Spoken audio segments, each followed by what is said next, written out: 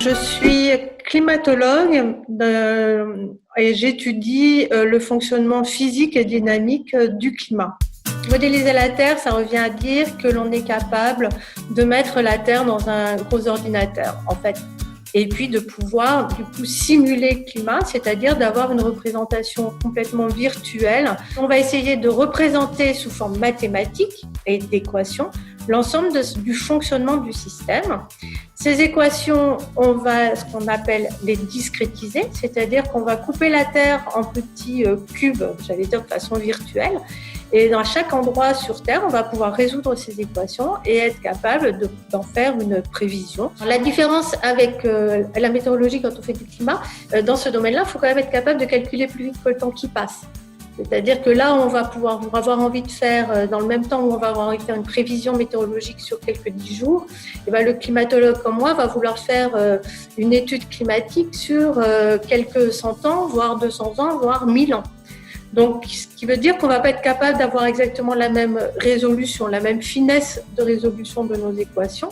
On va être obligé d'aller plutôt avoir des résolutions de l'ordre de 100 ou 200 km. À partir de là, c'est de se dire, tout ça, c'est très bien, mais où est-ce qu'on risque d'aller dans le futur? Est-ce qu'on est capable d'explorer les trajectoires dans le futur? Savoir exactement comment l'homme va agir dans le futur, c'est quelque chose qu'on ne sait pas. Et donc, pour faire ça, on va se baser sur ce qu'on appelle les fameux scénarios.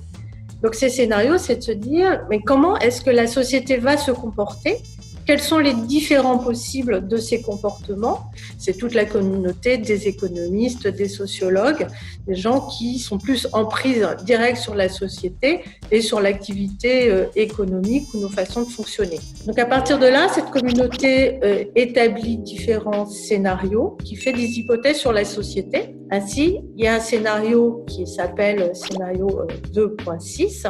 Celui-là, ça veut dire qu'en 2100, il y aurait 2.6 watts par mètre carré de plus induit par l'activité humaine. Donc ça, c'est un scénario qui permet en gros de rester aux alentours des 2 degrés et de vérifier un peu les conditions de l'accord de Paris. En revanche, un autre scénario qui serait très émetteur, on a un des scénarios qui va jusqu'à 8,5 watts par mètre carré à l'horizon 2100 et lui qui donne des trajectoires extrêmement émettrices. Donc c'est comme ça que sont faites les grandes simulations de changement climatique qui nous permettent de réfléchir sur l'avenir du climat. Pour faire ça, un groupe tout seul ne peut avoir qu'une vue parcellaire de la réponse. Donc, pour affiner l'ensemble des résultats, on fait appel à l'ensemble de la communauté internationale et l'ensemble des modèles au niveau international. Il y a en gros actuellement une 50aine de groupes capables de faire ce type de simulation.